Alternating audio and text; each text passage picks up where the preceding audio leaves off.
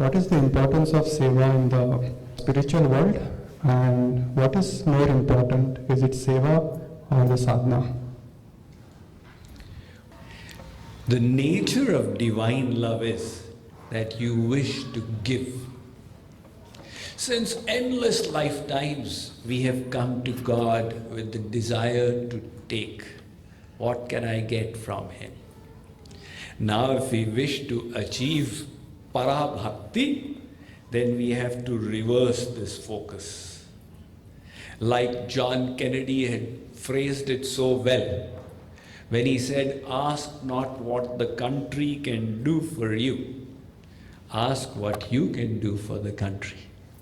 Similarly, ask not what God can do for you, ask what you can do for God. That is where Seva comes in. I love God, I wish to do something for Him. He has given you the body, He's given you the skills, He's given you the talents. Now, as a natural expression of your love, you wish to utilize it all for His pleasure. Now, when we engage in Seva, slowly, this chintan or contemplation develops that I wish to make Him happy. And then we go beyond the concept of self-seeking, my happiness. Otherwise, even in the spiritual path, we are engaging in the practices, but for our happiness. Right? Now let's say, for example, you're sitting in Kirtan. Your focus is, I should attach my mind to God. Right. But are you doing it for your happiness or for the happiness of God? If you wish to achieve divine love, you will need to come to this point that I am engaging in spirituality for the happiness of God. And when you do that, everything else gets added to you automatically. Bin mange moti mile, mange mile na bhik. Without asking, you get everything. And you keep asking, you get nothing. So rather than asking, start giving. All right? And when we start doing that, we come to this realization that by nature we are all servants of God. Dasa bhutamidam tasya jagat sthavara jangamam Shriman Narayana Swami Jagatam Prabhurishvara.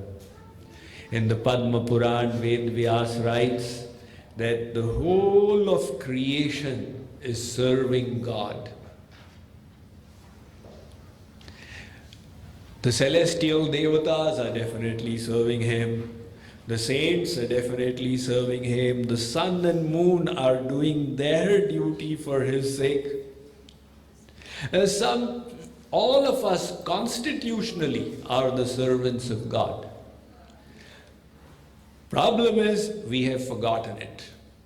And because we have forgotten that we are the servants, we are trying to take on the position of the enjoyer. We are trying to enjoy material nature, Prakriti. Samkhya Darshan talks about Purush Prakriti Vad. It says the soul is the Purush and Maya is Prakriti.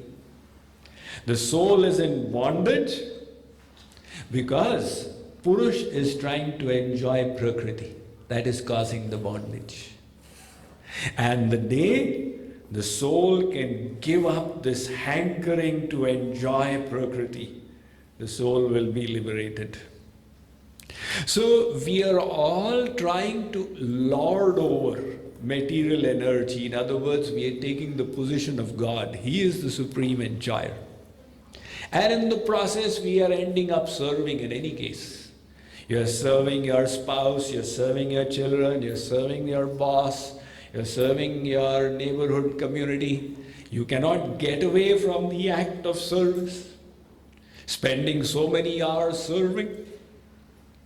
If you can just understand that no, I am the servant of God, then you will realize that's the perfect target for your service. So the seva that we do is a means of elevation, and it's also the natural expression of our soul nature. And when we start serving, slowly, our soul nature starts awakening. And then you get the spiritual realizations as a byproduct. In other words, the Jnani says, I need to realize myself through intellectual analysis. He says, I am not the body, I am not the mind, I am not the intellect, I am the soul, Satchidanand. That is the Jnani way of doing it. The devotee says, the soul nature, just engage in it, loving service to God. And when you engage in loving service to God, your soul nature awakens, and you automatically see by realization, oh, I am not the body, I am not the mind, I am not the intellect. So that Atma Gyan comes as a natural consequence.